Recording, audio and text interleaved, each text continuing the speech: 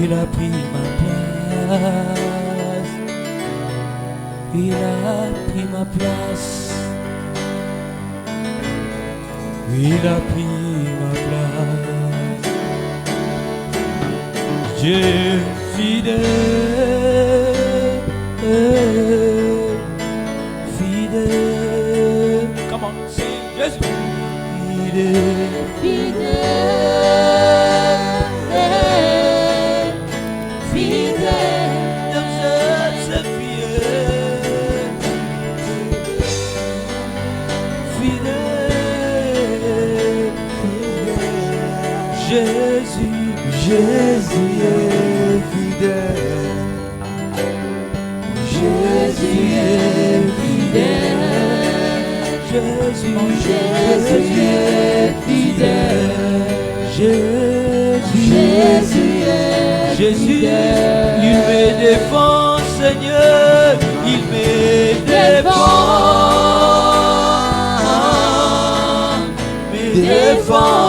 Jésus, tu me défends. Il me défend.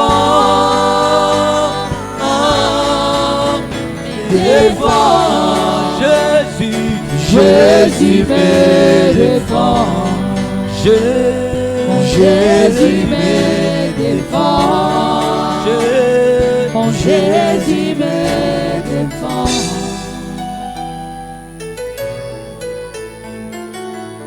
Seigneur, merci pour ce temps que tu nous accordes, afin que nous puissions partager ta parole. Bénis tout celui qui est disposé à écouter. Que cette parole accorde la vie, la force, la santé et aussi l'éternité. Accorde-nous la capacité de saisir. Quand tu parleras une fois, que nous puissions écouter deux fois. Nous chassons loin de nous tout esprit d'incrédulité, d'incompréhension, de distraction, de lourdeur. Au nom de Jésus, nous avons ainsi prié. Nous disons Amen. Que le Seigneur Jésus vous bénisse. Je crois que nous sommes heureux de nous rencontrer ce matin pour partager la parole de Dieu. Et j'aimerais que nous puissions une fois de plus manifester notre joie en acclamant très fort pour la gloire du Seigneur.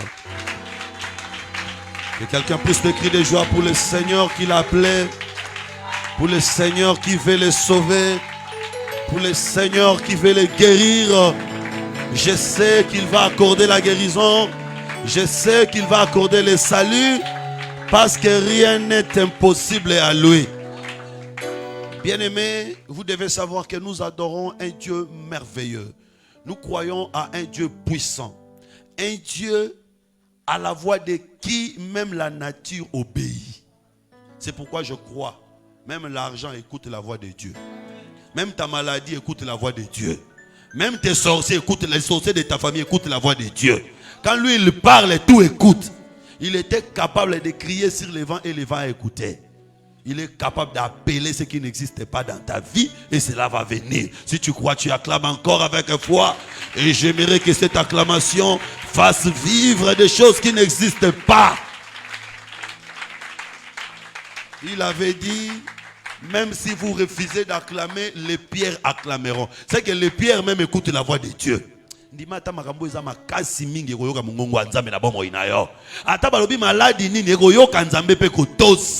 J'aimerais que ce matin, tout ce qui te résistait, écoute la voix de Dieu et que cela tombe au nom de Jésus. Vous savez pourquoi Jéricho était tombé? En réalité, la muraille là de Jéricho, en réalité, ce n'était pas les cris d'Israël qui ont fait tomber la muraille. En réalité, c'était le son de la trompette. Puisqu'on a sonné la trompette, la muraille devait écouter le son de la trompette. Je vais dire, tout obstacle est devant ta vie, écoute la voix de Dieu. Parce que la Bible dit que la voix de l'Éternel est capable de faire affronter même la biche. Oh, alléluia.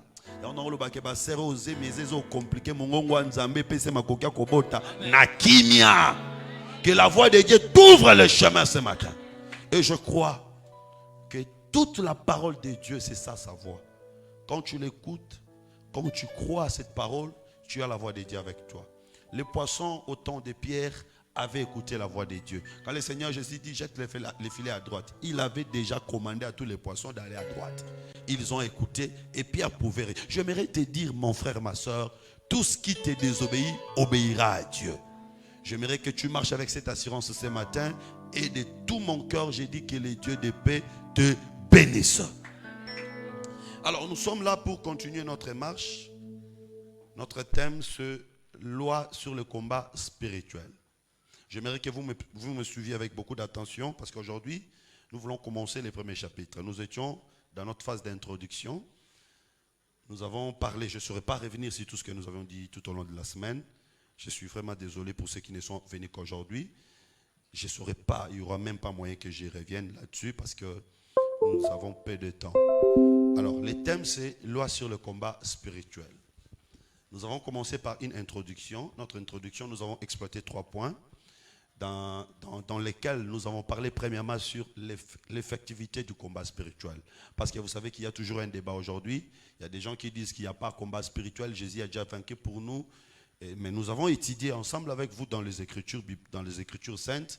Nous avons constaté effectivement il existe les combats spirituels. Et là, nous avions essayé même de définir un peu c'est quoi le combat spirituel. Le deuxième point, nous avons étudié la motivation au combat. Qu'est-ce qui nous motive à faire ce combat spirituel? Nous avons vu que celui qui fait le combat spirituel obtient 3 récompenses principales. Nous avons cité première récompense, il sera couvert de plusieurs richesses. Et là, nous avons défini la richesse, et pas selon nous. Richesse selon Dieu veut dire terre, c'est-à-dire stabilité. Nous avons parlé sur il aura une femme, fille du roi. Nous avons expliqué la femme, selon la Bible, celui qui trouve une femme, trouve le bonheur. Donc la femme, c'est le bonheur. Celui qui fait le combat spirituel trouvera le bonheur, mais non pas bonheur du monde, bonheur qui vient du roi.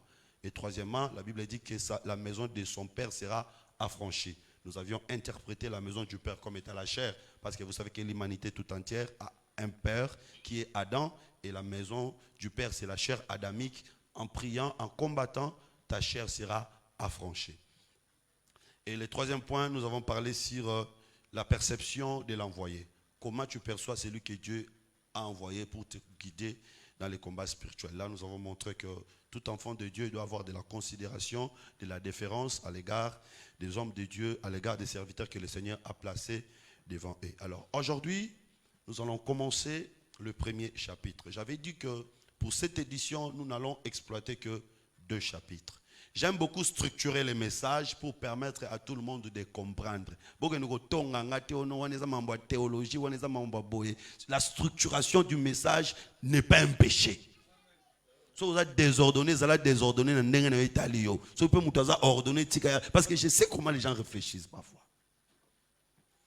Nous aimons structurer les messages pour permettre à tout le monde de suivre. Même toi, n'a raté point tel.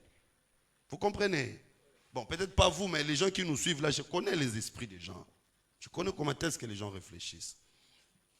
Donc, nous t'aurons raté point, tu peux manquer un point, tu sauras vite te rattraper. Tu sais que nous sommes arrivés à tel point. Et ça m'aide moi-même. Il y a des prédicateurs qui se répètent tous les jours. Il avait dit la même chose hier, il vient aujourd'hui dire la même chose. Parce que son message n'est pas structuré. Mais puisque le message est structuré, ça va m'aider à avancer et à épuiser tout ce que le Seigneur a prévu pour nous dans cette édition. Donc, dans cette édition, nous allons parler, nous allons exploiter 2 chapitres. Suivez-moi très bien et notez ça, c'est important. Le premier chapitre, nous allons parler sur les principes d'action. Premier chapitre, principes d'action. Deuxième chapitre, nous allons parler sur les principes d'information. Je sais déjà que les autres disent, et en la Bible était, et en la Bible. Principe d'action, principe d'information. Écoutez maintenant, écoutez. Écoutez maintenant. Jérémie Otalanga déjà, Jérémie Otalanga l'obidague, et en la Bible était. Quand on dit loi sur les... Toi, tu t'es marié hier. Oh, c'est quoi ça? Quand on dit loi sur les combats spirituels, ici le mot loi veut dire règle ou principe. Vraiment, j'aimerais que de grâce que tout le monde comprenne ce point parce que c'est par là que nous allons avancer. Le mot loi veut dire règle ou principe. Vous savez même que quand on établit une loi, cela est opposable à tous, même au roi lui-même. Quand on établit une loi, c'est-à-dire personne ne peut s'en passer, cela devient opposable à tous. Vous savez, à Babylone, les jours où on a surpris Daniel en train d'adorer son Dieu, puisqu'il y avait déjà une loi qui disait que personne ne peut adorer un autre Dieu. On a surpris Daniel en train de le faire. Les rois ne voulaient pas qu'on jette Daniel dans la fosse aux lions. Hein, si vous lisez bien votre Bible, les rois ne voulaient pas, les rois étaient tristes. Mais puisque c'était une loi, ils ne pouvaient pas s'en passer. Bon, je ne parle pas du Congo, moi je parle de la loi. Parce que c'est ici chez nous que parfois loi n'est pas loi. Mais quand on dit loi, ça reste loi. Vous comprenez? Donc quand on dit loi sur le combat spirituel, c'est-à-dire ce sont des principes qu'on ne peut pas, c'est-à-dire des principes à observer pour réussir dans le combat spirituel. Ça c'est très important. Et là, il y a encore un autre problème. Le mot principe veut dire quoi? Principe veut dire quoi? Surtout que le premier chapitre, c'est principe d'action. Principe veut dire quoi? Le mot principe veut dire première loi. Il y a le suffixe premier à l'intérieur. C'est-à-dire, c'est la première chose qu'il faut faire. Ce sont des premières choses qu'il faut faire pour réussir. Et ça, ce n'est pas facultatif.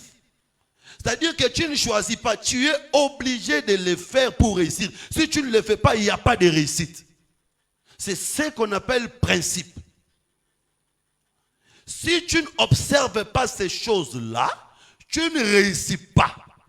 Donc, le combat spirituel également est constitué de principes. Tu ne peux pas réussir si tu n'observes pas ces principes-là. C'est pourquoi je parlais des deux chapitres, principes d'action et principes d'information. Dans les principes d'information, nous allons étudier des choses qu'il faut connaître. Quelles sont des informations nécessaires qu'il faut avoir pour vaincre dans les combats spirituels? Il y a des informations qu'il faut avoir. Et quand je dis principe d'action, quelles sont les actions nécessaires? Il y a des actes que tu dois poser dans les combats spirituels. Si tu ne poses pas ces actes-là, tu ne vas pas réussir.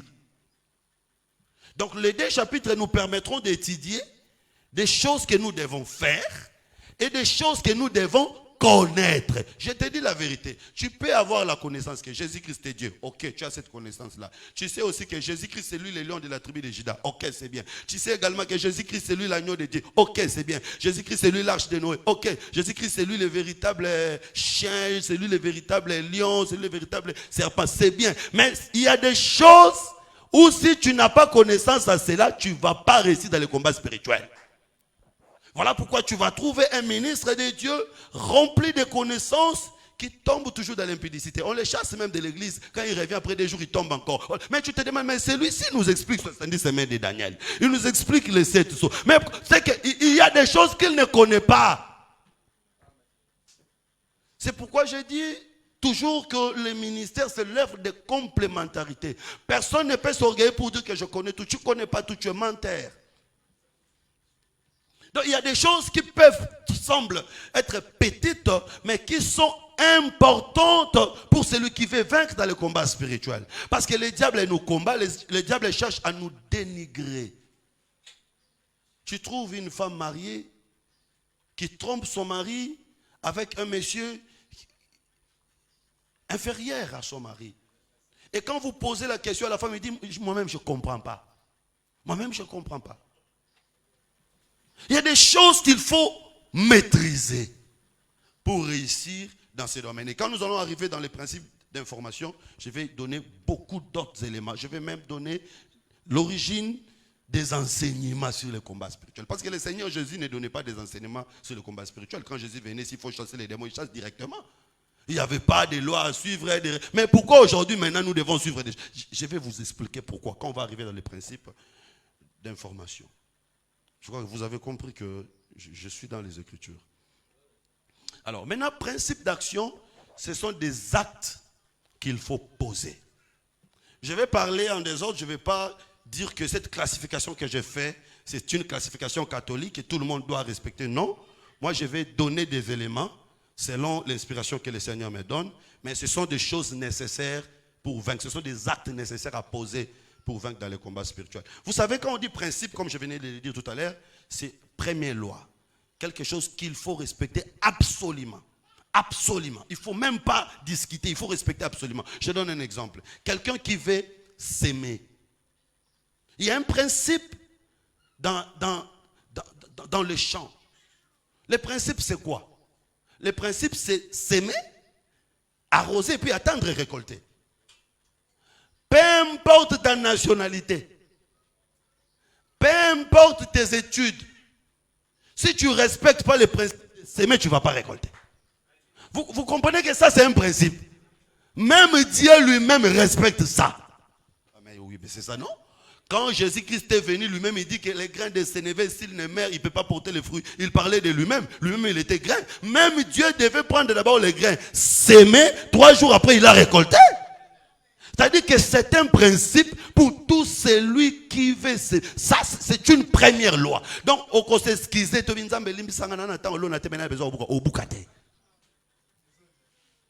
vous comprenez?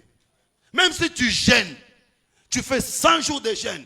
Tu dis, quand je viendrai là, je vais trouver directement un champ de maïs, 4 hectares. Il n'y en aura pas. Parce que ça, c'est un principe que personne ne peut s'en passer. Même Dieu lui-même a respecté ce principe.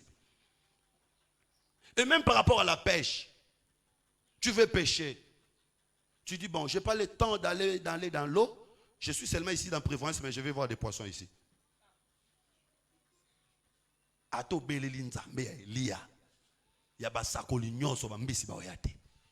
Le principe, c'est que le poisson se trouve dans l'eau, tu dois jeter le filet. Maintenant, si tu es dans le principe, tu peux avoir plus de poissons. Les miracles maintenant, ça peut venir. Si tu es dans le principe, tu peux avoir plus de... Le miracle maintenant obéit dans le principe. Vous comprenez? Celui qui est dans le principe de la moisson, s'il sème, le miracle, c'est que tu peux récolter plus. Le miracle, c'est que le Seigneur protégera ton champ. Parce que tu entres dans les principes.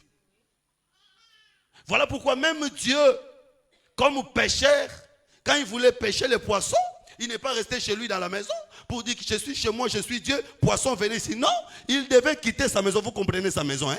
Il doit quitter sa maison, venir à côté de l'eau. Vous comprenez aussi l'eau? La Bible a dit que les nations, les foules sont des eaux. Il a quitté chez lui, il est venu, il a jeté aussi les filets. Vous comprenez les filets? La parole pour nous pêcher, nous qui sommes des poissons. Il n'est pas resté au ciel et dit, bon, voilà, je suis ici et puis... Non! Et il y a un autre principe. J'évoque un autre exemple, surtout pour des commerçants. Principe de commerce. Et les papas aussi, parce que les papas font aussi des petits commerces. Principe de commerce. Ata au bondeli mingi. Commerce et ali. Marchandise. Vente. Prix d'achat est à la inférieur n'a prix de vente. Nos simbi bénéfice.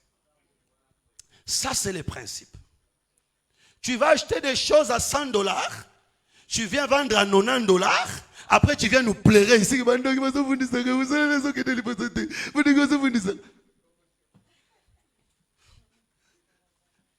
n'y aura pas de miracle là-bas parce que tu n'es pas dans les principes.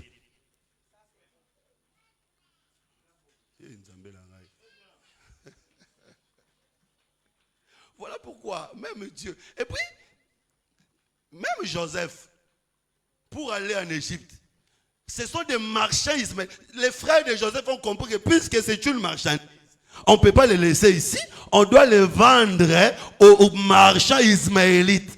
Et là, je vais aller dans la révélation pour dire que les Ismaélites et les Madianites sont des fils d'Abraham.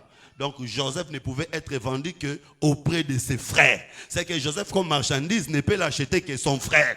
J'ai dit que Joseph, c'est la parole. La parole que je suis en train de vous vendre ce matin, c'est lui qui va acheter cette parole, seulement fils d'Abraham. Ben, ça, c'est la révélation, mais je rentre dans les principes. J'ai dit que mon frère, ma soeur, principe de commerce, c'est que ce que tu achètes là, marchandise, doit être vendu à un prix élevé pour que tu structures les bénéfices. Maintenant, principe de progrès. Principe de progrès. Principe de progrès veut dire que dépenser moins que ce que tu gagnes. Ce qui n'a vu na yo, bafutaka yo $200 et que yo liaka 210 au kendaka liboso te, wana ya principe. Même si tu gênes ici, même si tu pries ici, Seigneur Jésus, je suis ton fils, je suis venu te chercher dans 21 jours. Si tu veux réussir, tu dois entrer dans le principe du progrès. Bon, l'habité bateau bazana ba kisi ambongo, mais n'aime que kisi ambongo, eza kolia muke kobomba. On te paye $100. Tu dépenses 80, tu gardes 20. Dans 2 ans, aux anakis Sambo. Parce que tu auras quelque chose entre tes mains. Tu fais des bénéfices de $30, tu dépenses 15, tu gardes 15.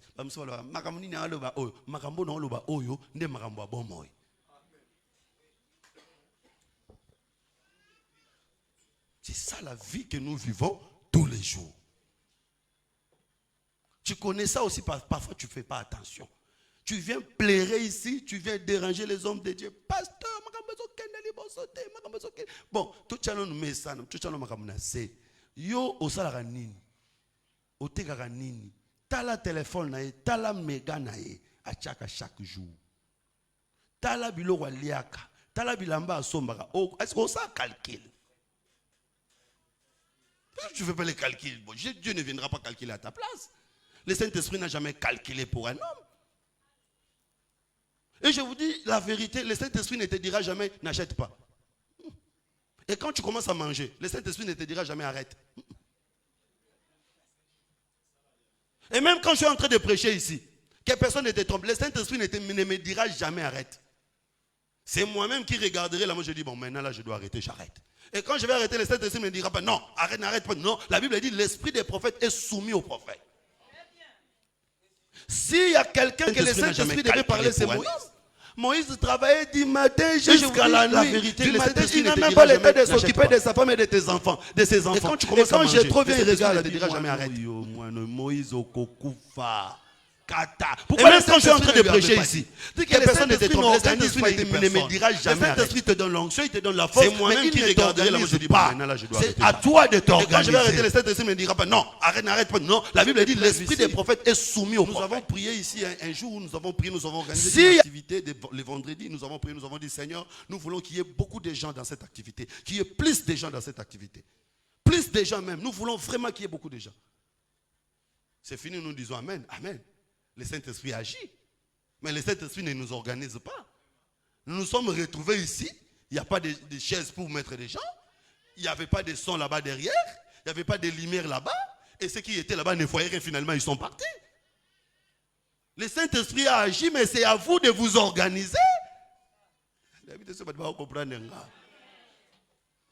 Donc, quand on dit principe, c'est comme pour les étudiants. Je vais dire, bon, études au Congo, ça devient autre chose. Mais principe dans les études, c'est assister au cours, prendre une note, et quand on rentre à la maison, on revoit ces notes pour réussir. Ne viens pas me dire que pasteur prie pour moi pour que je réussisse. Bon, j'ai pris pour toi, mais tu n'étudies pas. Tu n'es pas dans les principes. Tu n'es pas dans les principes. Il y a un diplôme beleza autour là. Pour osoa quand on a fraude. Parce que j'avais triché avant d'avoir les diplômes. Des diplômes de la tricherie, des corruptions, des mafias. C'est même dommage que même nos professeurs cautionnent maintenant des corruptions. Nos professeurs qui corrompent un professeur qui envoie la liste. Si vous êtes ici, repentez-vous. Hein? Après l'examen, la liste est circule. J'allais, c'est de quoi? Au moi 10 000, au combo no signé un numéro de téléphone. Ce que tu étais, au roman à côté, à tout ça l'examen.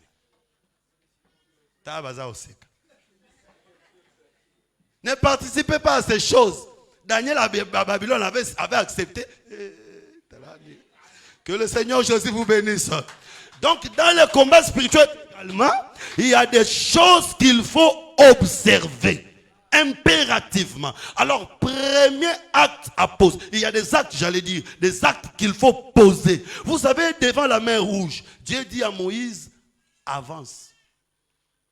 C'est-à-dire Israël devait poser un acte pour que le Seigneur agisse. Si Israël n'avait pas posé cet acte-là, le Seigneur n'allait pas également agir. Il y avait la mer rouge devant. Israël doit poser un acte qui permettra au Seigneur d'agir. Parce que le Seigneur entre dans le principe. Si tu es en dehors du principe, le Seigneur n'agit pas. Il faut entrer dans le principe pour que le Seigneur agisse. C'est pourquoi vous allez voir que Élie ne peut pas donner son offrande à midi. Non, il connaît le principe que l'offrande en Israël, c'est le matin et le soir. Puisqu'il était entré dans le principe, le Seigneur a agi. Israël doit marcher. C'est par l'acte que Israël a posé que le Seigneur va agir. Et ici, je vais même dire dans la révélation, vous savez que Ésaïe dit que quand l'ennemi viendra comme un fleuve, l'Esprit du Seigneur le mettra en fuite. Donc en réalité, la mer rouge là, c'était aussi un ennemi, selon la Bible. Maintenant, qui devait le faire fuir? Ce n'est pas le peuple, c'est l'Esprit. L'Esprit, c'était la colonne de nuée qui était au-dessus. Donc quand le Seigneur les avait dit marcher, le Seigneur savait que ce n'est pas vous. L'Esprit qui est là mettra ce fleuve en fuite. J'aimerais que ce matin, si tu as l'Esprit de Dieu, que l'Esprit de Dieu mette en fuite tout le fleuve devant toi. Dans ce jour-là, la mer rouge avait pris la fuite devant les enfants d'Israël. Voilà pourquoi le Seigneur les avait dit avancer. Vous avez peur de quoi? Mer rouge et qui m'attend au mon abino. Bien aimé Kobangate, avance. Avant, je t'ai dit que la situation va se débloquer. Au fur et à mesure que tu avances, la situation va se débloquer. Je te dis la vérité. Cette maladie fuira au fur et à mesure que tu avances. Ce problème tombera au fur et à mesure que tu avances. Donc, il devait poser un acte. Et le Seigneur a agi à travers cet acte-là. Si vous allez même, pour ce qui concerne Moïse, devant l'eau de Mara, l'eau était amère. Moïse devait poser un acte. Et le Seigneur a agi à travers l'acte que Moïse avait posé. Il coupe un bois, il jette dans l'eau, et le Seigneur sanctifie l'eau par l'acte que Moïse avait posé. Bien aimé, dans le combat spirituel, il y a des actes qu'il faut poser. Il y a des actions qu'il faut faire. Un enfant de Dieu qui est entré dans le combat spirituel doit poser des actions. Il y a même des déclarations qu'il faut faire. Et je vais, tout au long de cette semaine, énumérer des choses qu'il faut faire. Énumérer des déclarations qu'il faut faire. Des actes qu'il faut poser pour te permettre de vaincre. Alors, je vais aller rapidement. Je commence par les premiers éléments. Principe des offrandes. Ça, c'est très important. Je commence avec ça parce que c'est le plus difficile. Le plus difficile seulement, tout simplement parce que la situation actuelle du pays, la conjoncture dans le pays, fait assez que le diable nous combat maintenant dans ce sens-là. Quand on parle des offrandes, c'est comme si on est en dehors de la Bible. Et bon, des prédicateurs sérieux se réservent maintenant. Des prédicateurs sérieux se réservent maintenant. Ils disent, bon, je ne peux pas toucher ces choses parce que si je touche à ces choses, je suis confondu avec les autres là. Non, un prédicateur sérieux, c'est celui qui reste dans la parole de Dieu. Même quand les autres ne sont pas d'accord, mais si c'est la parole, je reste dans la parole. C'est comme hier, le vendredi, j'avais dit une chose ici, je vais en profiter, j'ouvre une parenthèse. J'avais dit que toutes les sœurs qui s'habillent en petite Égypte n'entreront pas au ciel.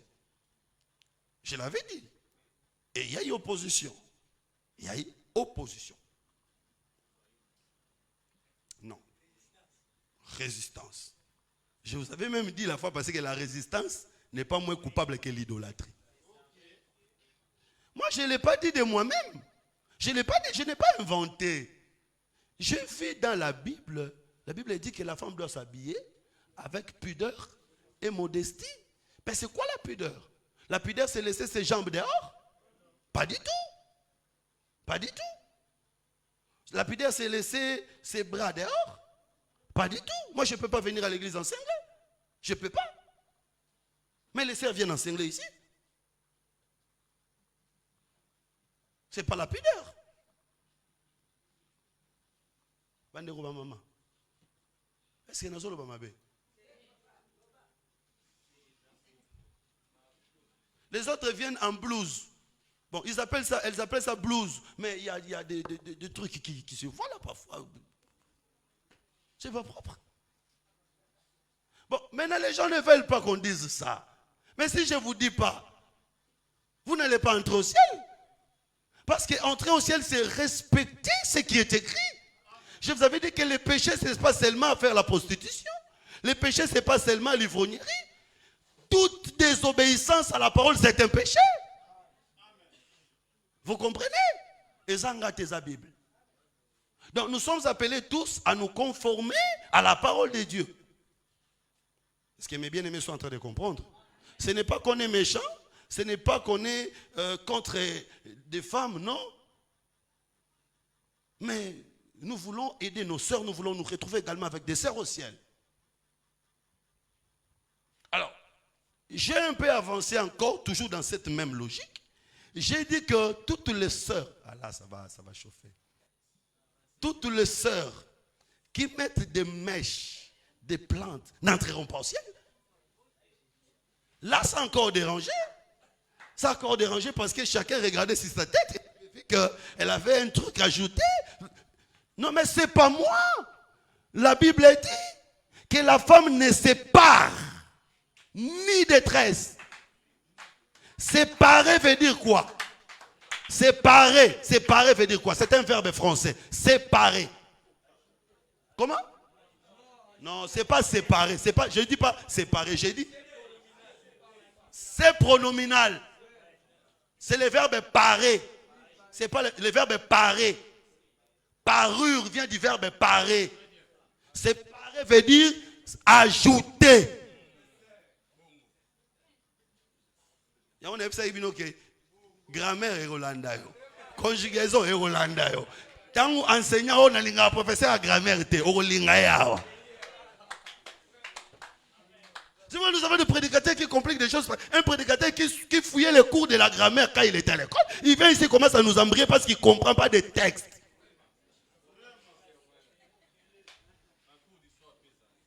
D'ailleurs, au fond, la centre français. Centre français. Il y a pas pasteur, parce que pasteur vous allez étudier. Voulez ou pas, vous allez étudier. Nous allons vous faire étudier. Séparer veut dire ajouter. Suko. Suki okangi. Et aïe ayo to bakisi. Ndeli kambangwana. Ndeli kambangwana. Ndeli kambo yangwana eske likambo na sali mabena moto. Mabena ngani nini wana? Mlisumu nini ngana sali awa? Donc tout celui qui a ajouté n'entrera pas au ciel. À moins que tu te répandes. C'est ça le problème. Et commencez d'abord par dire Amen. Pasteur Azar a raison. Amen. Ah, ok. Maintenant on avance. Toi tu n'es pas d'accord. Ah, on a raison. Voilà. Donc tout celui qui fait ça est dans l'erreur. Qu'est-ce qu'il doit faire? Elle doit se repentir. Demandez à Dieu de te donner la capacité d'abandonner. D'ailleurs, vous avez dit, comment on a un gilet? Et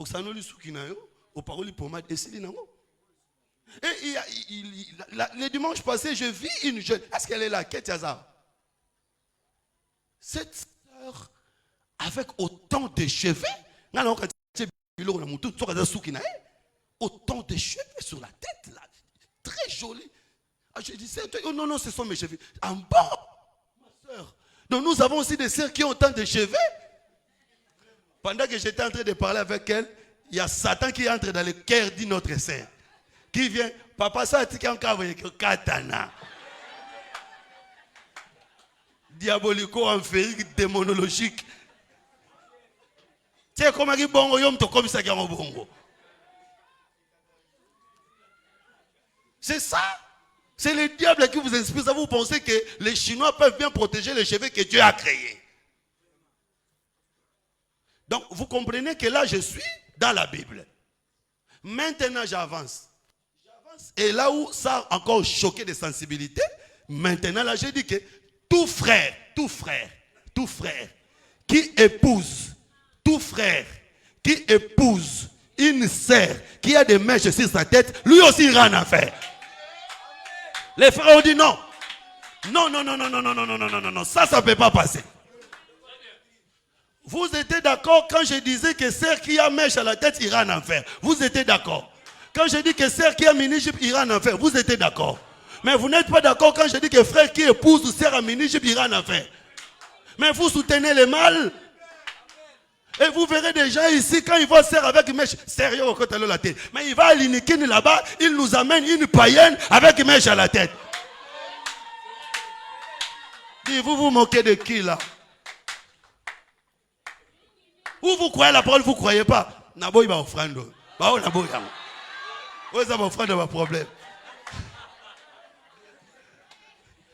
Que le Seigneur vous bénisse. Bon, on ne refuse pas les offrandes, je reçois quand même. Mais il y a vu que vos arabateurs polémiques. Que le Seigneur vous bénisse. C'est-à-dire, nous devons croire à la parole, nous tous. C'est ça la parole. Et tout frère connaît la parole, toute sœur connaît la parole.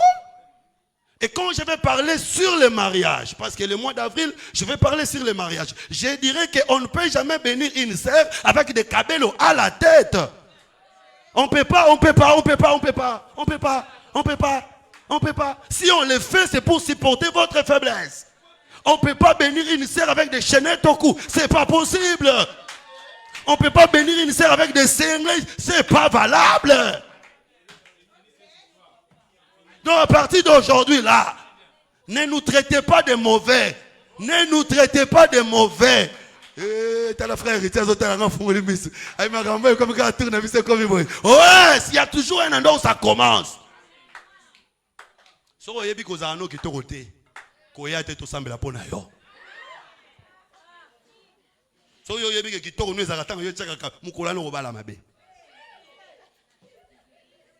Ne nous traitez pas de mauvais. Ne nous traitez pas de mauvais. Parce que notre souci, c'est que quand nous allons faire cette prière, que le Seigneur écoute. Je crois que nous sommes d'accord. Je crois que nous sommes d'accord. Donc maintenant, les frères, parce que le problème jusque-là, c'est les frères qui a épousé. Cette sœur-là n'est pas dans la parole. Alors que la Bible dit que le mariage soit dans le Seigneur. C'est que celui qui a épousé une sœur qui n'est pas dans la parole a péché. Et ici, je vais encore ouvrir une parenthèse dans la parenthèse si c'est possible. Être dans le Seigneur ne veut pas dire être dans l'église. Parce que tu peux être ici, mais tu n'es pas dans le Seigneur. Le mariage, ce n'est pas dans l'église, mais le mariage, c'est dans le Seigneur. Parce que la femme que le serviteur le plus ancien va prendre, ce n'est pas la femme qui est à la source. Mais c'est la femme qui est arrivée à la source. Première chose. Deuxième chose, la femme qui a puisé de l'eau. Troisième chose, la femme qui a marché avec de l'eau. Non seulement ça, la femme qui est capable de prendre cette eau-là, de donner aux autres. On va critiquer à moi sur bas. Ah, non, la source. Oh, la source, c'est l'église. Atokamai. Or l'eau c'est la parole. Non seulement gotoka, atambola nango. C'est que c'est conformé nango. Non seulement ça, azapina makokia opesa ngo ba mususu. Yo toki kutuna noté.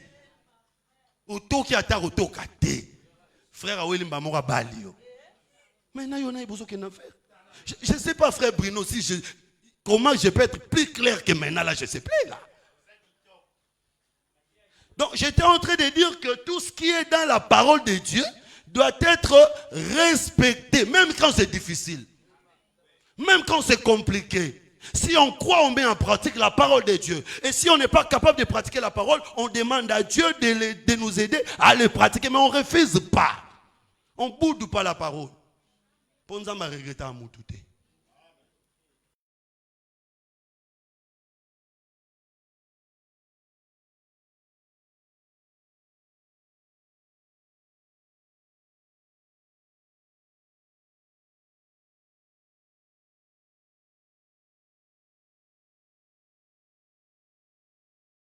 C'est ainsi que je vais également parler des offrandes, même si c'est un sujet qui fâche, c'est un sujet qui dérange, mais dans la Bible, c'est un principe de base dans les combats spirituels. On ne peut jamais faire un combat spirituel si on ne sait pas faire des offrandes. Alors, je vais parler dans des dimensions, je vais parler par rapport à la révélation et sur le plan pratiques. Juge chapitre 6, versets 15 à 19. Sorry, j'ai pris 40 minutes pour introduire le message. Tu vais développer dans combien de minutes? Je conclue dans combien de minutes?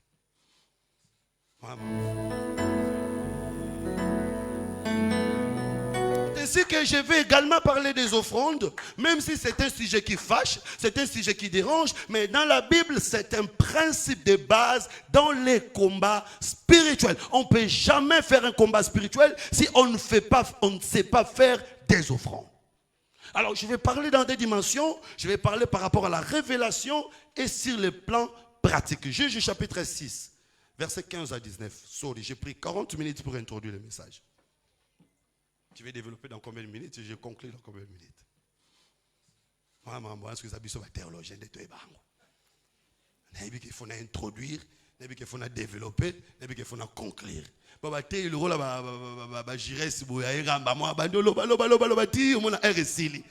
Ajoutez-moi un peu de temps. Non, on n'ajoute pas.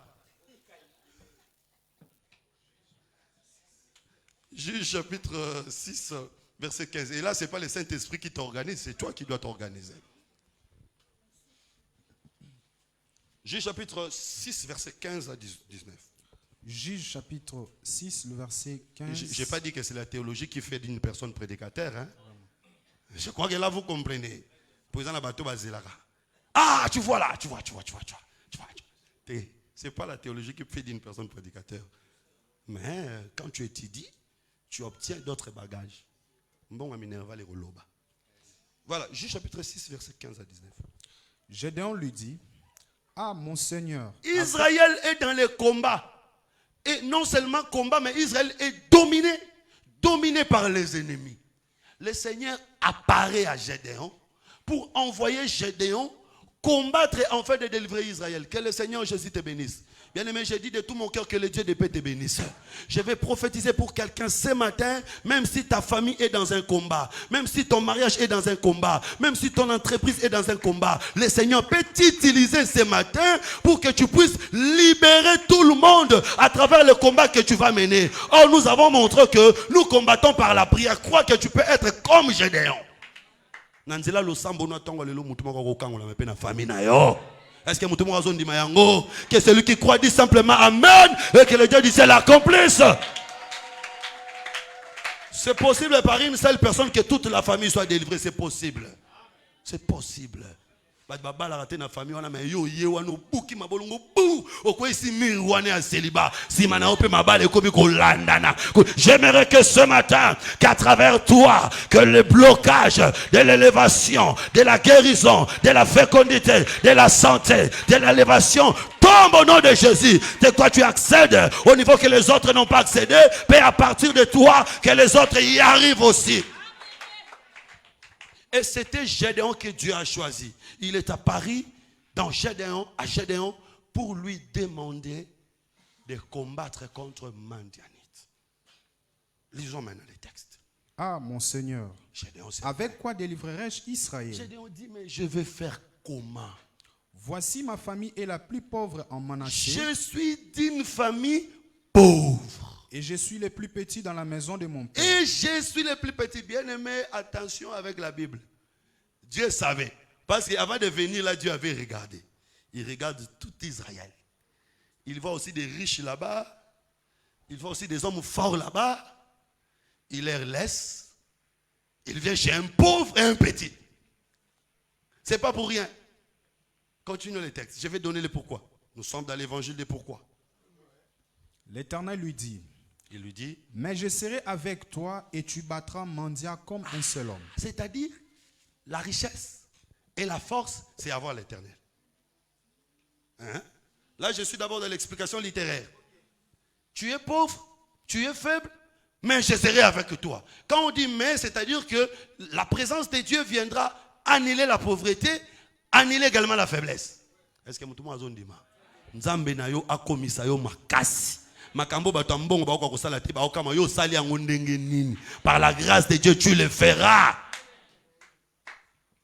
Gédéon lui dit, si j'ai trouvé grâce à tes yeux, donne-moi un signe pour montrer que c'est toi qui me parles. Ne t'éloigne point d'ici jusqu'à ce que je revienne auprès de toi. Ne t'éloigne pas jusqu'à ce que je revienne. et que j'apporte mon offrande et que je la dépose devant toi. Et l'Éternel lui dit, je resterai jusqu'à ce que tu reviennes. Gédéon entra, prépara un chevreau et fit avec un épha de farine de pain sans levain. Nous continuons. Il a compris que puisqu'il s'agit du combat, premier acte, première action, je dois faire une offrande. Cette offrande me permettra de réussir dans ce combat-là. C'est extraordinaire parce qu'en ces temps-là, Gédéon n'avait pas un pasteur comme vous ce matin. Il n'avait pas un pasteur. C'est comme Abraham, il n'avait pas un pasteur comme nous aujourd'hui pour lui dire que voilà Melchisedec, donne-lui la dîme. Mais l'Esprit de Dieu qui était en lui était plus que le pasteur de ce temps. Parce que l'Esprit de Dieu était capable de lui convaincre de poser cet acte.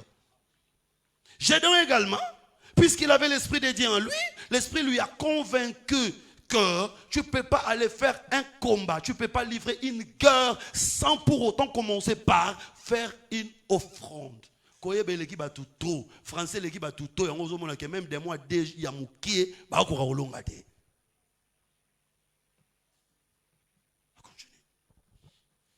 Il mit la chair dans un panier et les gît dans un pot.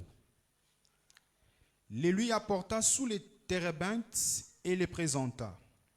L'ange de Dieu lui dit, prends la chair et les pains sans levain, pose-les sur ces rochers et reprends le gît. Il fit ainsi. Quelle était cette offrande? C'était la chair et les pains mélangés, la chair et puis le gît. Alors, avant de parler de moi et toi, je vais d'abord parler du véritable, qui est le Seigneur Jésus-Christ. Parce que le Bible, mon bimba de Genèse à Apocalypse, ça parle de Jésus.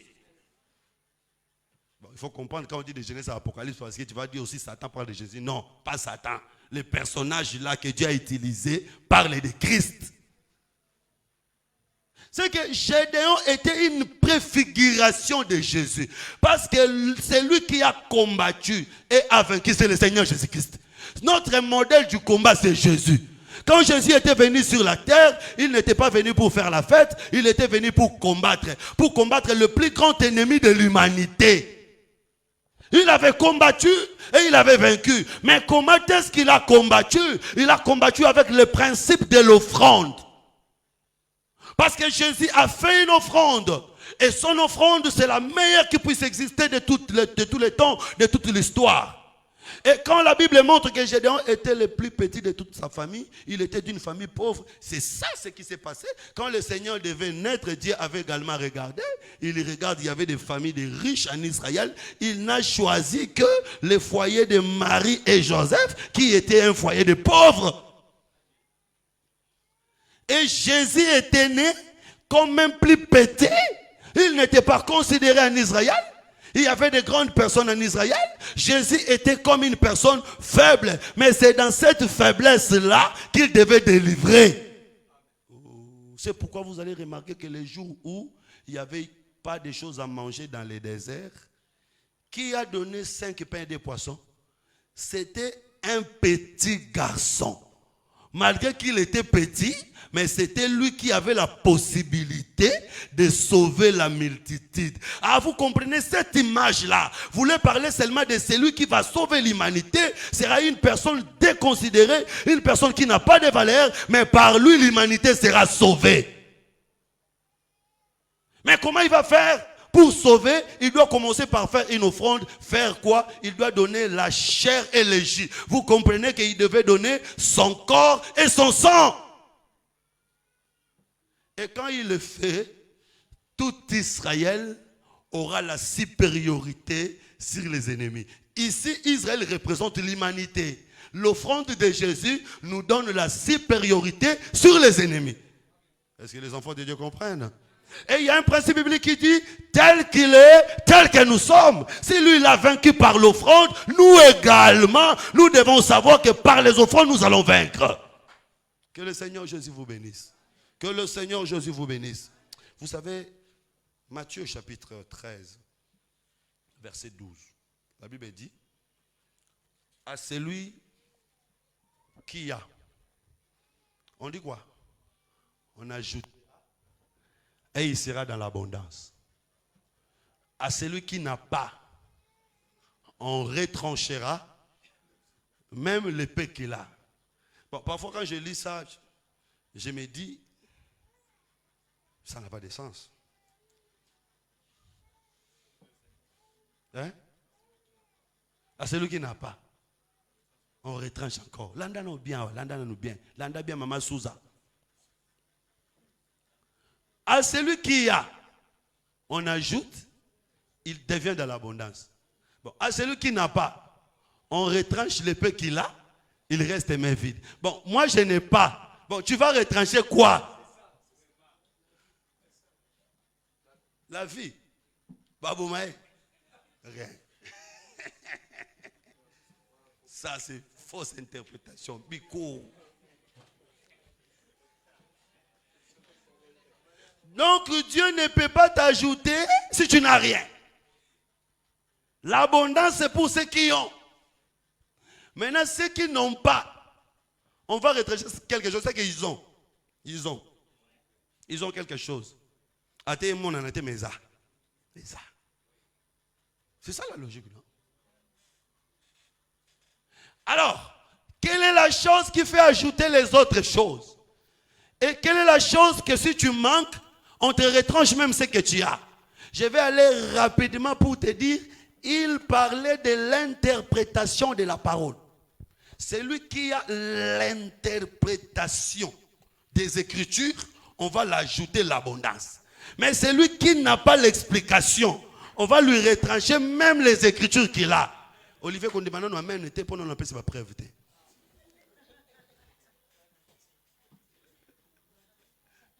Je ne vais pas encore donner des preuves. Là, je suis en train de parler. Il faut que je demande ça. C'est ça, non? Bon, tout est dans la Bible. Ne vous perdez pas, je vais rentrer dans l'offrande parce que je vais relier ça avec l'offrande. Vous savez qu'il y a des interprétations comme ça. Amen. Bon, je sais qu'Olivier voit déjà là où je vais arriver. Mais il ne peut pas aller trop vite comme ça. Alors, Matthieu chapitre 13, il voit.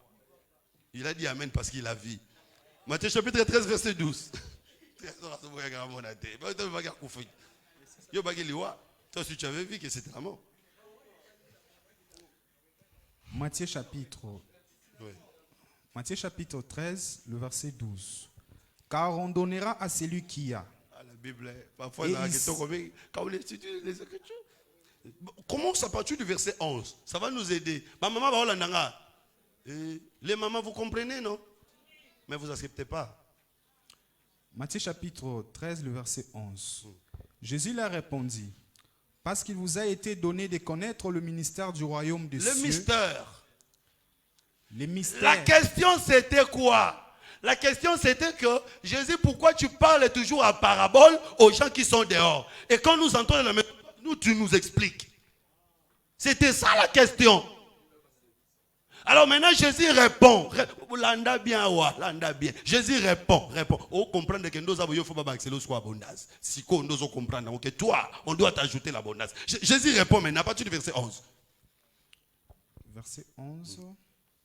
Parce qu'il vous a été donné de connaître le mystère du royaume des cieux. Il cieux. répond à la question que je viens de poser ici. Pourquoi tu parles en parabole? Les gens ne comprennent pas ce que tu dis. Et que cela ne leur a pas. Alors Jésus répond que je parle en parabole parce que, et là, ils doivent seulement avoir parabole. Mais ils ne doivent pas avoir l'explication. Mais à vous, il a été donné de connaître les mystères du royaume. C'est qu'à vous, vous avez et les paraboles et les explications. Mais à eux là, ils n'ont que paraboles, ils n'ont pas explication. On continue. Car on donnera à celui qui a. Car on donnera à celui qui a. Et il sera dans l'abondance. Et il sera dans l'abondance. Mais à celui qui n'en a pas. Celui qui n'en a pas. On notera même ce. On notera.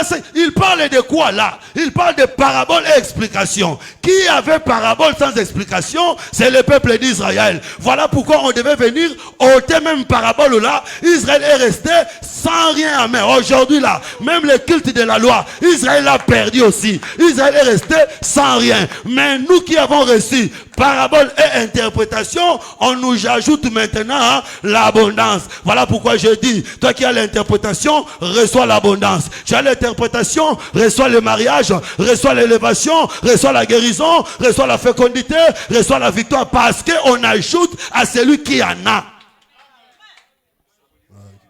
Que le Seigneur Jésus vous bénisse. Je n'ai fait que vous guider. L'interprétation était là. Donc Olivier avait raison de dire amen. Ici, vous comprenez que celui qui a, c'est aussi celui qui a Jésus. Parce que l'explication, c'est Jésus. Suivez-moi bien, je vais maintenant avancer. Celui qui a, c'est aussi celui qui a Jésus. Parce que l'explication, c'est Jésus. C'est Jésus qui est venu expliquer. C'est que celui qui a Jésus, c'est à lui qu'on va ajouter. C'est que Jésus, c'est Joseph. Bon, c'est un peu de la mathématique de Dieu. Parce que Joseph, quand il est né, qu'est-ce que sa maman dit? Qu'est-ce que sa maman dit? Quand Joseph est né? Que l'Éternel m'ajoute encore. Mais qui était Joseph? Interprétation. Donc celui qui a Jésus doit croire que l'Éternel va ajouter encore. Bien aimé, oyo zangi zala na kondimake, lokola nazana Yesu na kati nanga, kolo akosala nene, lokola nazana Jésus, oyo zo zanga nga lelo, kolo akobakisela nga.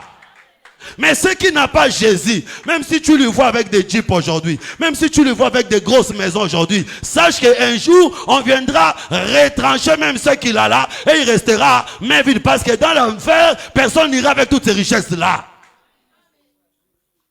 Donc il faut bien garder ce que nous avons aujourd'hui. C'est par ça que le Seigneur va nous ajouter. Je suis allé là-bas pour montrer seulement que l'offrande, c'est l'affaire de tout le monde. Même si tu penses que tu n'as rien, mais tu as Jésus. Jésus que tu as là te permettra d'avancer dans ta vie. Est-ce que moi, dans ma zone de Mamakambouana, est-ce que quelqu'un croit comme ça? Si tu crois, tu dis tout simplement Amen. Que le Dieu du ciel l'accomplisse. Que le Dieu de l'évangile de paix te bénisse. Que le Dieu de paix t'accorde la richesse et l'abondance. Donc ici, nous voyons que Gédéon, comme type de Dieu lui-même, du Seigneur Jésus-Christ, avant d'aller combattre sur la croix, il devait faire une offrande, chair et jus. C'était l'image de son corps et de son sang. Nous également, sur le plan spirituel, avant de faire le combat spirituel, la prière, comme je vous avais dit, combat aujourd'hui c'est la prière, avant de le faire, il faut aussi s'offrir, offrir ton corps, offrir tous tes sentiments au Seigneur, mais ne te limite pas là, pose également des actes d'offrande. Alors, je vais avancer, verset 25. Juge 6. Verset 25. Juge 6. Il était petit, mais c'est lui qui a bâti les ennemis et c'est lui qui a affranchi tout le pays. Le Seigneur Jésus est venu dans un petit corps minimisé, mais c'est lui aussi qui a vaincu. C'est pourquoi je vais te dire ce matin, toi aussi, même si tu es petit, ne t'en fais pas. Ne t'en fais pas. D'ailleurs, Jean l'a dit avant d'aller dans le juge. Va dans 1 Jean chapitre 4, verset 4. Rapidement, rapidement. 1 Jean 4, 4.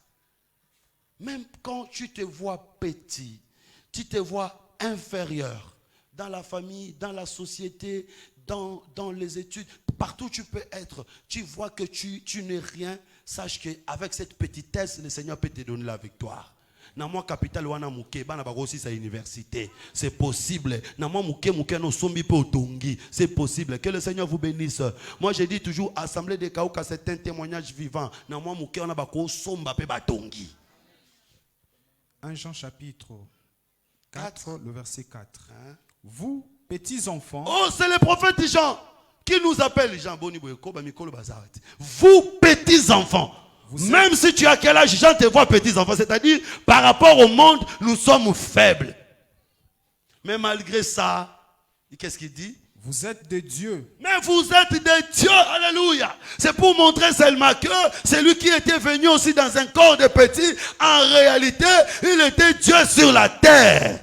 Voilà pourquoi toi aussi ma soeur, toi aussi mon frère, même si tu parais être faible, mais Dieu te voit fort. Pourquoi tu es fort? Parce que Dieu est en toi. et vous les avez vaincus. Oh. C'est-à-dire que nous sommes en train de combattre et nous avons déjà vaincu. Que le Seigneur Jésus te bénisse. Que le Seigneur Jésus te bénisse. Ne t'étonne pas, je vais dire que tu as déjà vaincu ton problème. Tu as déjà vaincu ton problème. Ne rêve pas, croire que tu as déjà vaincu ton problème. Ne t'imagine pas, mais crois que tu as déjà vaincu. Pourquoi? Parce que Dieu est en toi.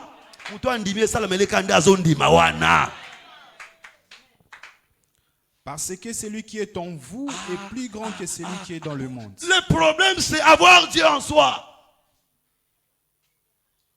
Mais tu es petit. C'est-à-dire être petit, tu peux rencontrer des épreuves. Je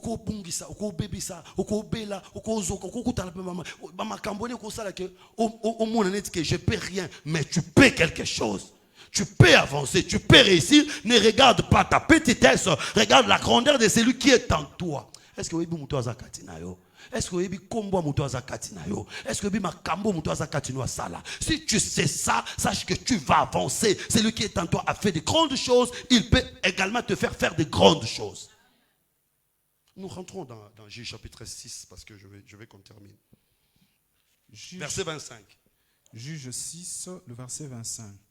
Dans la même nuit, l'Éternel dit à Gédéon, prends le jeune taureau de ton père. C'est-à-dire que Gédéon avait fait des offrandes ce jour-là. Il a fait offrande de chevreau le matin et la nuit, il fera offrande de taureau. Avance. Prends le jeune taureau de ton père et un second taureau de 7 ans. Renverse l'autel des Baals qui est à ton père. C'est-à-dire quoi? Toute la souffrance d'Israël était basée sur un autel de l'ennemi qui était dans la maison. On ne pouvait pas vaincre les ennemis si on ne commençait pas par renverser l'autel des ennemis. Et évidemment, c'est une deuxième action. C'est ce que je vais parler dans deuxième action. Première action, c'est offrande. Deuxième action, c'est renverser les autels. Tu ne peux pas vaincre tes ennemis s'il y a encore les autels de l'ennemi dans ta vie, dans ta famille. Tu dois commencer par renverser les autels de l'ennemi pour établir l'autel de Dieu. Avance. Renverse l'autel des Baals qui est à ton père et abat les pieds sacrés qui est dessus. Et abat le pied sacré, c'est-à-dire que cet autel était soutenu par une colonne. Il devait commencer par renverser cet autel, détruire la colonne, afin que la victoire puisse venir. Alors, premièrement, par rapport à la révélation, j'ai dit que Gédéon, c'est le Seigneur Jésus-Christ qui avait offert des offrandes au même moment. Parce que Jésus a offert des offrandes au même moment. Il a offert gros bétail et mini bétail. Déjà, quand j'ai parlé sur le sacrifice, gros bétail veut dire grande offrande. Mini bétail veut dire petite offrande. Sur la croix de Golgotha, il y avait une grande offrande, il y avait également une petite offrande. Comment? Jésus comme petite offrande, c'était un homme de rien. Il était un homme de rien, méprisé, il était une petite offrande. Mais attention, quand il meurt sur la croix, on écrit quoi? Celui-ci est le roi des Juifs. Donc il était à la fois grand et petit. Il était à la fois chevreau et taureau. Ah, vous avez compris? C'est ce que Jean voit dans l'île de Patmos. On lui parle du lion, mais quand Jean regarde, Jean voit l'agneau. Il était à la fois grand et petit. C'est cette offrande-là qui fera renverser l'autel de Baal. Or, quand on parle de l'autel, on voit l'adoration. C'est-à-dire, Baal était adoré. Mais quand le Seigneur Jésus vient, il mettra fin à l'adoration de Baal, afin que l'Éternel lui-même soit adoré. Et je dis que quand le Seigneur Jésus était venu, Satan avait le pouvoir. Mais Jésus-Christ a mis fin au pouvoir de Satan, afin que le Seigneur soit élevé. Et il a brisé les pieds sacrés qui soutenaient l'adoration de Satan, c'est le péché. Parce que le livre des Romains dit que c'est par le péché que la mort régnait. Mais quand le Seigneur est venu, il a vaincu le péché afin que nous soyons en mesure de vaincre l'ennemi. Tel qu'il est, tel que nous sommes. Nous aussi, nous devons savoir faire des offrandes. Faire parfois des petites offrandes, mais parfois faire des grandes offrandes par rapport à tes possibilités. Il faut parfois faire des choses grandes pour Dieu. Le mal, c'est que quand on parle de Dieu, les gens voient des pasteurs. Pasteur n'est pas Dieu. Quand tu fais quelque chose pour Dieu, tu le fais pour Dieu, tu ne le fais pas pour pasteur. Que le Seigneur te bénisse. Je vais vous donner un exemple. Quelque part, une sœur qui s'est comportée très mal dans la maison de son frère. Et la femme du frère voulait que cette sœur qui se comporte mal, cette belle sœur, parte de cette maison. Le frère dira que si je garde cette fille chez moi, c'est à cause de mon père. Parce que c'est la fille de mon père. Parce que mon père est mort. Je ne peux pas la chasser. Mon père sera triste là où il est. Malgré les erreurs de la fille, elle vit là à cause du père. Il y a des choses que tu fais, même si c'est une chemise que je donne au pasteur, c'est à cause de Dieu. C'est à cause de Dieu. Je ne le vois pas, je vois Dieu. Même si je construis quelque chose dans le temple, ce n'est pas moi qui viendra peut-être m'asseoir sur cette chaise-là tous les jours, mais c'est à cause de Dieu. Vous voyez, parfois, il faut faire des choses, il faut les faire pour Dieu. Des petites et de grandes choses, il faut les faire pour vaincre les combats, briser les pieds sacrés. Par des offrandes, tu peux faire tomber. Bien-aimé, et le diable ne fait que nourrir les gens de l'égoïsme dans leur cœur. Vous allez enrichir les pasteurs. Je vous dis, aucune offrande ne peut enrichir une personne. Si Dieu ne l'enrichit pas. Parce que Moutamouki la tonne d'arrêter. Vous vous imaginez, le chef d'État, comme une bâtambon. Vous sur vos pasteurs. Et je vais vous dire un secret, mes frères et sœurs. Nous sommes dans un pays pauvre. Nous ici, bon, pour ceux qui nous suivent ailleurs peut-être, mais nous ici, là. Et les Congolais, quand ils voyagent avec son esprit de la pauvreté. Partout les gens voyagent. Nous sommes dans un pays pauvre. Ne vous me trompez pas. Dans Solana, pasteur Morazana, je ne vais pas citer son nom. Culte, 3000 personnes.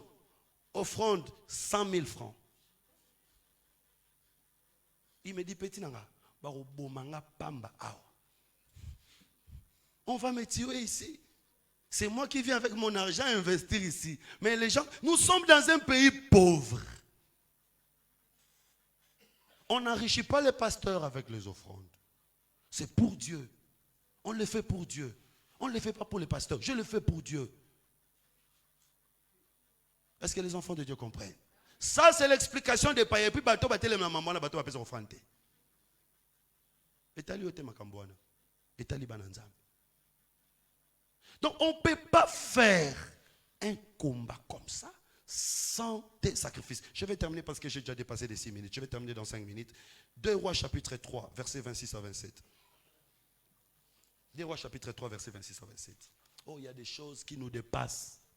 Nous sommes tellement dépensés par ces choses-là que nous ne savons pas quoi faire. Je te dis que par une offrande, tu peux faire tomber un pied sacré. 2 Rois chapitre 3, versets 26 à 27. 2 Rois chapitre 3, le verset 26 à 27, nous lisons nos de Jésus. Amen. Le roi de Moab. Écoute, ici c'est une guerre. C'est une guerre. Joram et Josaphat, je crois, qui ont attaqué le roi de Moab. Ils l'ont attaqué et ils l'ont poursuivi. Le roi de Moab était dépassé, débordé. Il ne sait plus quoi faire. Voyant qu'il avait les dessous dans le combat. Alors il a vu qu'il était en dessous du combat. Il a perdu. Il a d'office perdu le combat. Prit avec lui 700 hommes, tirant l'épée pour s'effrayer un passage jusqu'au roi d'Édom. Il prend 700 personnes pour chercher à fuir du côté d'Édom. Mais ils ne purent pas. Mais il n'a pas pu. Il prit alors son fils premier-né. Alors qu'est-ce qu'il va faire? Il va faire une offrande. Mais quelle sorte d'offrande? Il prend son fils premier-né. Qui devait régner à sa place. On précise là le fils qui devait lui remplacer. Et il l'offrit en holocauste. Il l'offre en holocauste sur la muraille. en holocauste sur la muraille. Et une grande indignation s'empara d'Israël. Israël qui poursuivait Moab arrête directement. Qui s'éloigna du roi de Moab. Israël s'éloigna, mais qui a interdit à Israël de ne plus s'approcher? L'offrande que cet homme a fait. Il n'avait plus rien, il n'avait plus d'armes, il n'avait plus personne. Pour éloigner l'ennemi, il a fait une offrande. Ce n'est pas une petite offrande, une offrande qui faisait mal, une offrande qui coûtait cher. L'ennemi s'est éloigné.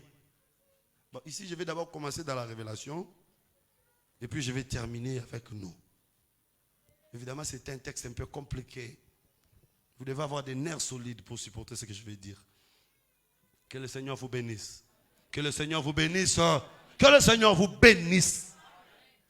Ah, d'accord. Donc ici, je comprends aussi qu'il y a un roi qui était en difficulté. Le premier roi de la terre, je l'ai toujours dit, et je ne cesserai de le dire, c'est Adam. C'est lui que Dieu avait donné le pouvoir. C'est lui que Dieu avait donné l'autorité. Parce que Dieu lui dit, tu domineras, tu assujettiras les poissons, les oiseaux. Il avait l'autorité, le pouvoir. Mais il était poursuivi par l'ennemi. Et il était faible devant l'ennemi. La Bible dit, premièrement, il a commencé par frayer le chemin avec 700 hommes. Mais il n'a pas pu. Ici, je vois le service qui a été fait avant le sacrifice. Il y a des hommes qui cherchaient à frayer le chemin. Ce sont des prophètes, ce sont des ancêtres. Ils ont cherché à frayer le chemin, mais le chemin n'a pas été ouvert. Ils ont essayé de frayer le chemin n'a pas été ouvert. Voilà pourquoi le fils qui devait remplacer Adam, parce que le pouvoir que Dieu avait donné à Adam, qui devait hériter ce pouvoir, c'était le fils. Ce fils-là, c'est le Seigneur Jésus-Christ. C'est lui le véritable Shiloh. Oh. Vous savez que je vais vous dire qu'en réalité, tout est à la royauté, mais tout est à bien. Je vais vous scandaliser. Nous disons toujours que la royauté c'est pour Juda. Mais écoutez ce que Jacob dit. Le sceptre royal ne s'éloignera pas de Juda. Il se limite là. Jusqu'à ce que vienne Shiloh. C'est-à-dire que Juda a seulement touché.